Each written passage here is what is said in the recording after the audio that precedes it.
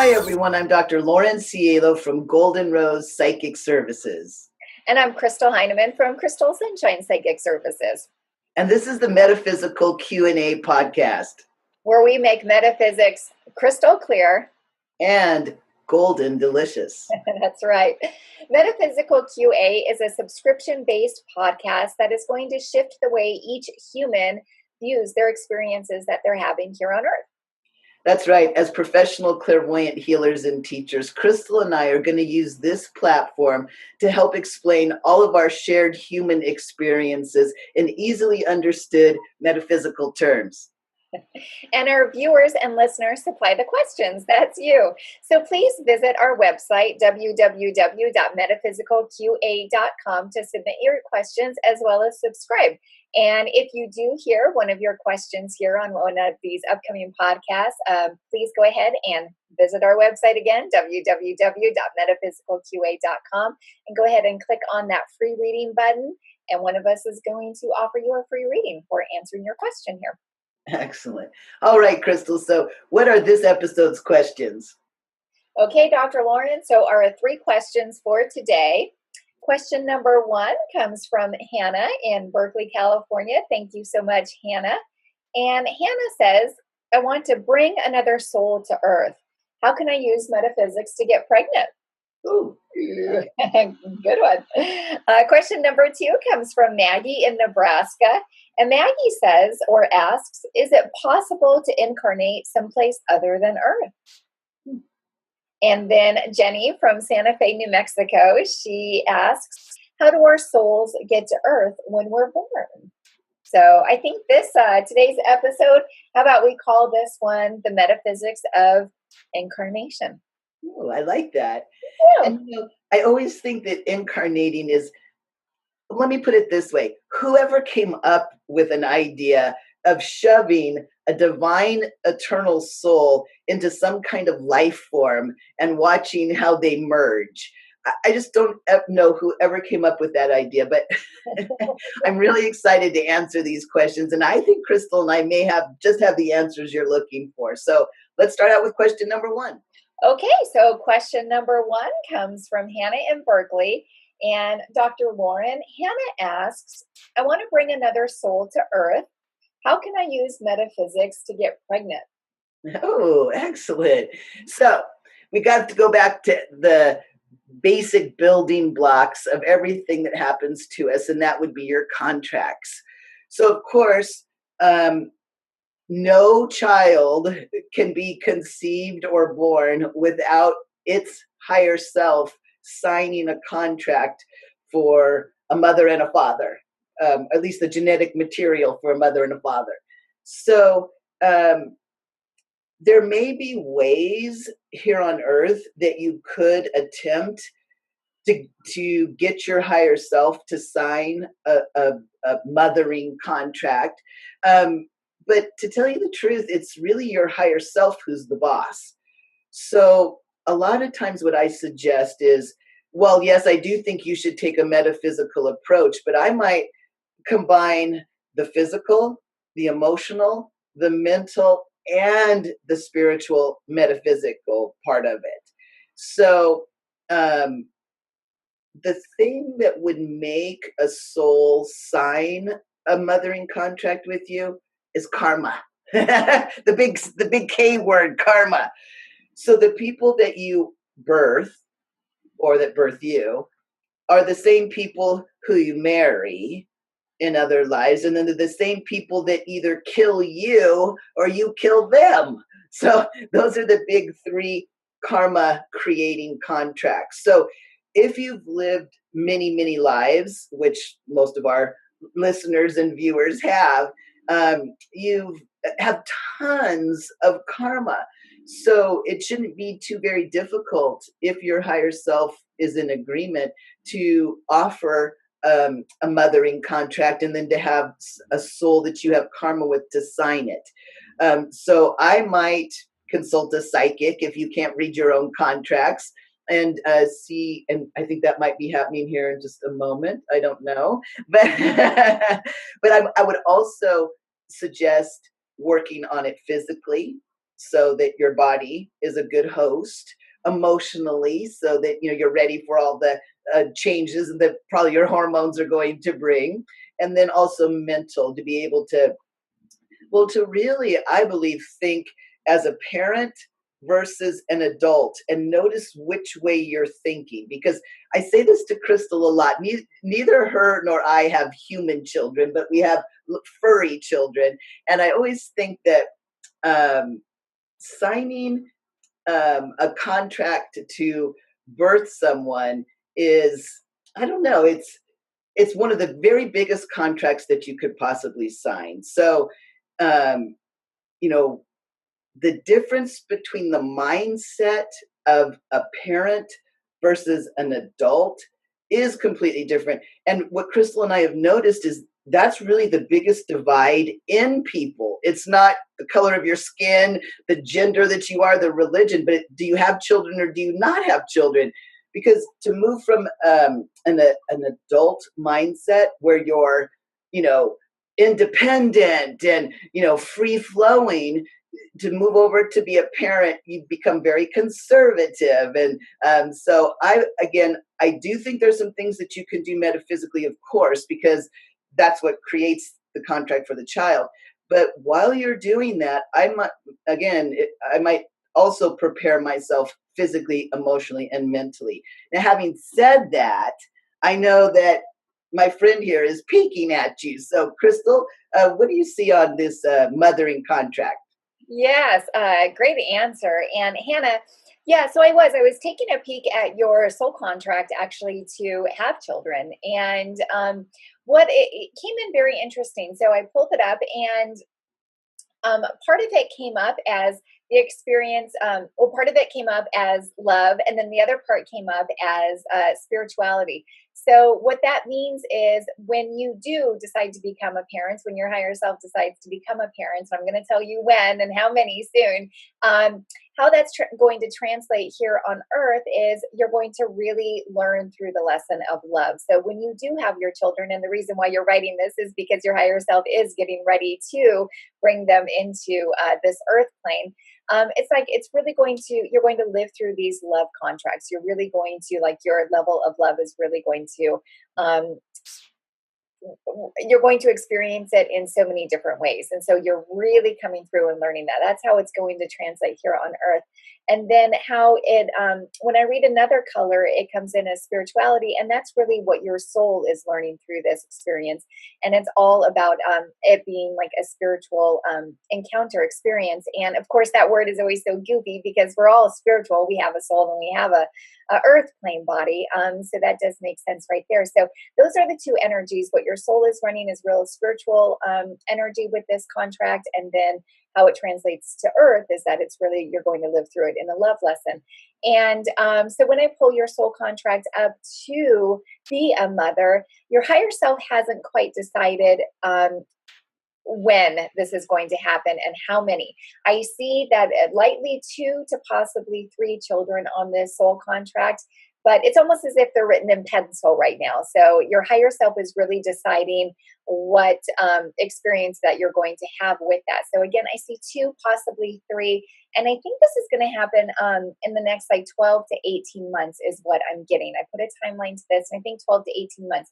But your higher self has not committed to the exact experience just yet. So I think 2, maybe 3. That third one that's really written in pencil. So that's what I have for you, Hannah. And Hannah, please keep in contact with us when, again, I think it's going to be about 12 to 18 months before you bring this soul into this earth plane. Thanks, Hannah. All right, Crystal, we're up to question number 2, and this comes from Maggie in Nebraska. Maggie wants to know, is it possible to incarnate in some place other than Earth? Thanks so much, Maggie. Great question. And yes, absolutely. It's very possible to incarnate in some place other than Earth. Yes. So let's talk about this and what Earth really is. Earth is essentially just a replica of what's going on the astral plane. And there's 12 different levels to the astral plane. And think of it this way. Each level is carrying a different vibration meaning there's a different experience that you learn by incarnating on each level of the astral. And we're all here to have an experience. Our soul is here to have these various experiences. So, of course, it's very possible that we incarnated to have the earth experience. But if you think about it in the terms that there's 12 levels to the astral, and the earth is just a replica of the level 3 and 4 on the astral, of course, our soul is wanting to experience the other levels of the astral planes, right? So, for instance, you can experience, the levels 1 and 2, right? We're experiencing 3 and 4. You may incarnate and come in 5, 6, 7. So these are all different experiences that our soul wants to have. And think of it this way, Hannah. You chose to incarnate in one of the highest forms here on Earth. You could have chose to incarnate on a different planet, on a different level of the astral plane, a different projection of the astral plane as something like an earthworm or, something like a snail. I stepped on a snail this morning and I felt so bad, that we can incarnate into these other life forms and also other realms as well, because it's all part of the experience that our soul wants to have. So congratulations on incarnating in this lifetime as one of the highest forms, a human sapien, a Homo sapien here on the earth plane. And also, if you can wrap your head around this, our soul can also have experiences, a shared experience of, it's almost like a fragment of living partly in this vibration as well as another vibration of the astral plane. So your soul can actually be experiencing multi-dimensions. We're multi-dimensional souls. And so wrap your head around that if you may. So yes, absolutely. Part of being a soul is collecting all of these experiences. So it would be incarnating in something other than Earth, as well as something other than just Homo sapien. You do have anything? That's great. Yeah. Yes. Well, I was peeking at you, Maggie, and you do have another life that you're living, and it looks like it had the life that you're living now.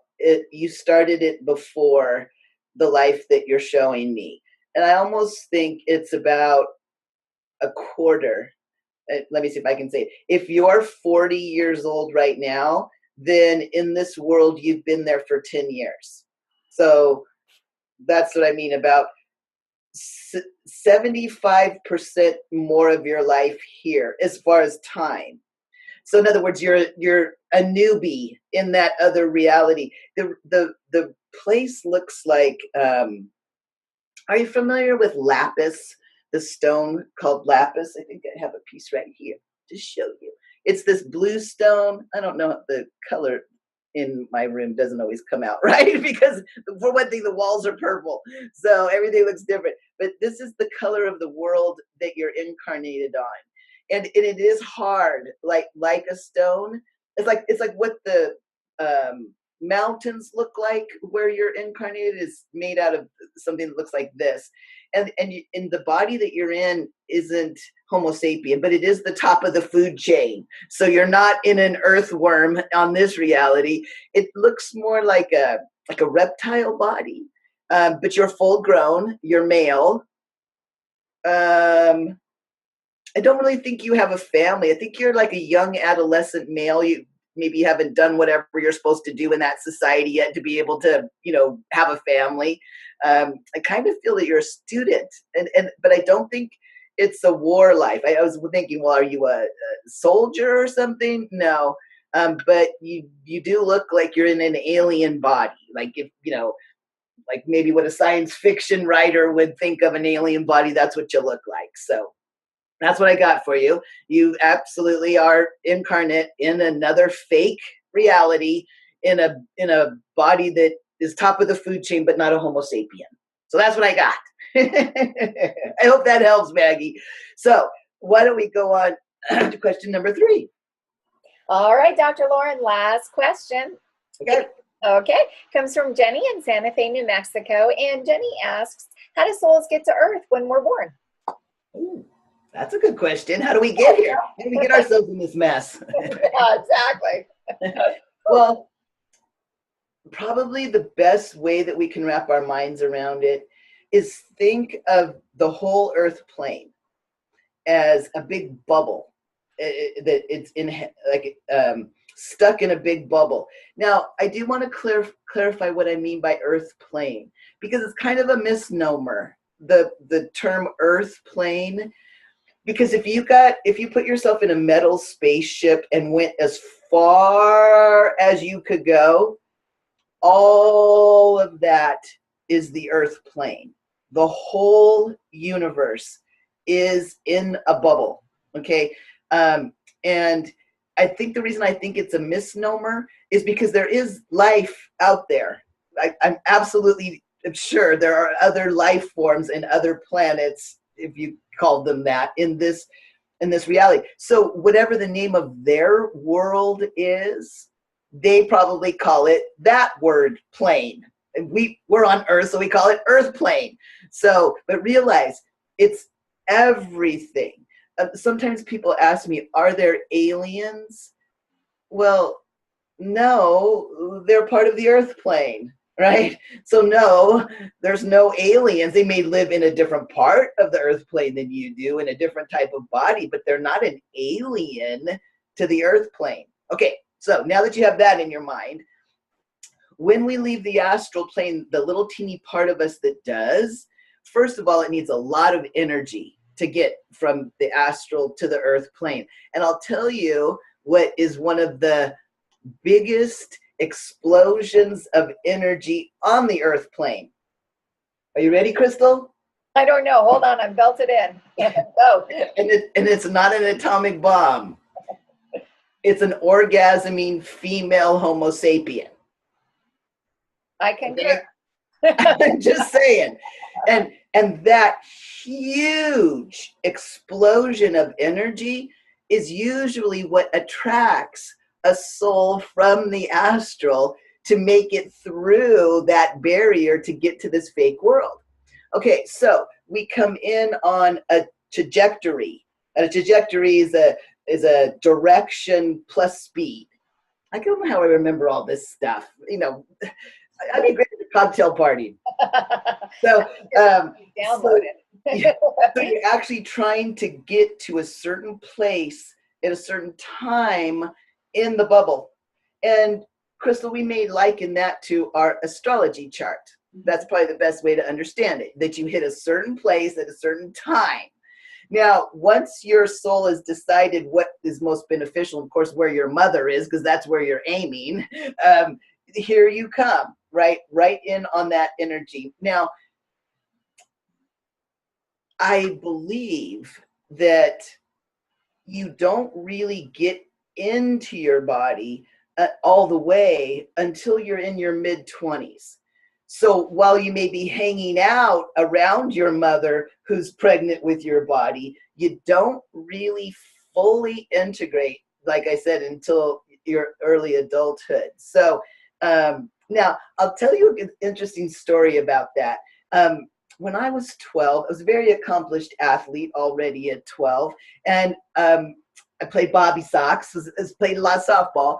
So my mom asked me one day to go to the snack bar and get her a cup of coffee. Well, I thought, I was all grown up. I was, like I said, very good athlete, was very coordinated. So I bought the cup of coffee and I'm walking back, and all of a sudden I realized that I can't stop from spilling it. And of course, I never really drank coffee or carried a hot beverage at 12. So I didn't really realize how much concentration it took to be able to walk and not spill the coffee.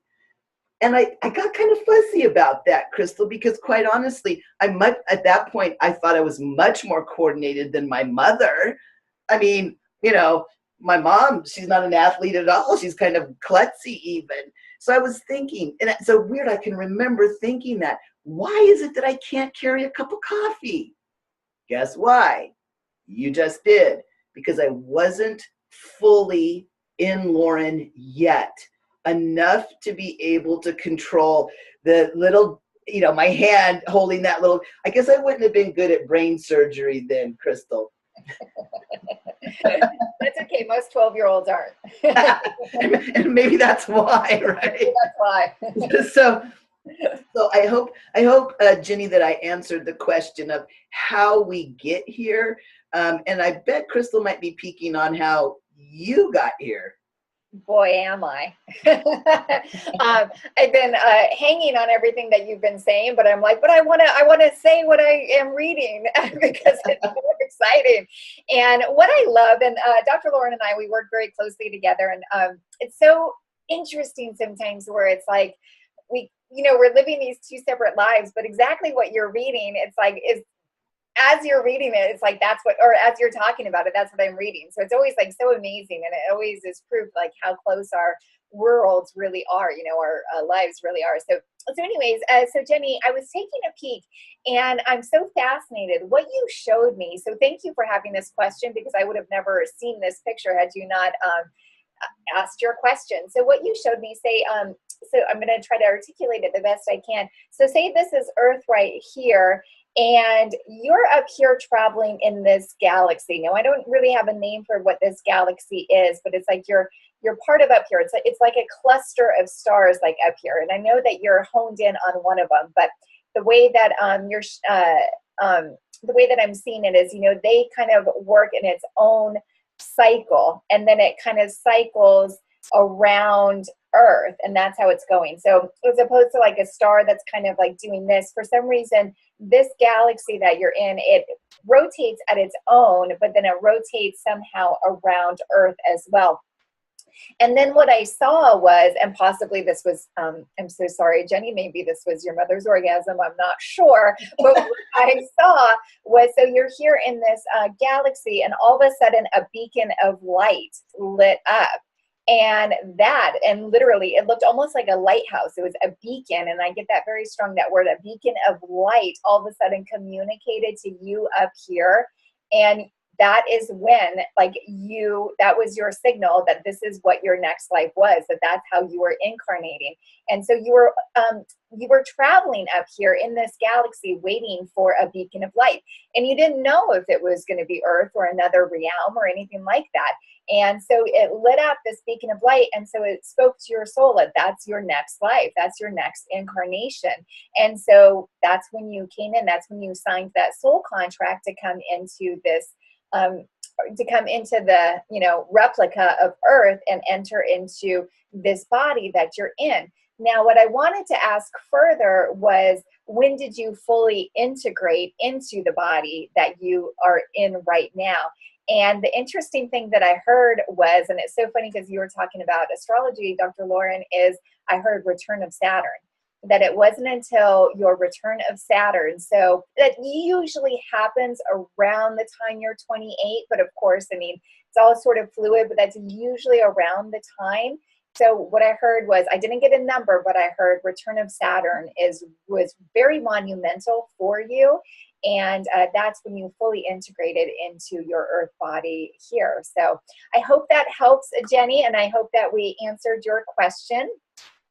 And of course, if you did hear your question here in this podcast here today, would you please visit our website at www.metaphysicalqa.com, and please click, please click on the free reading button and claim your free reading. Well, Crystal, do you think we've done it again? You know what, Dr. Lauren? I think we have done it yet again, where we have made metaphysics crystal clear and golden delicious. Would you please visit our website at www.metaphysicalqa.com, and please subscribe and submit your questions. And if you're interested, would you please check my personal website out at crystalsunshinepsychicservices.com. Excellent. Please check me out on the internet, laurencielo.com and goldenrosepsychic.com. Thanks so much. Please hang up and try again.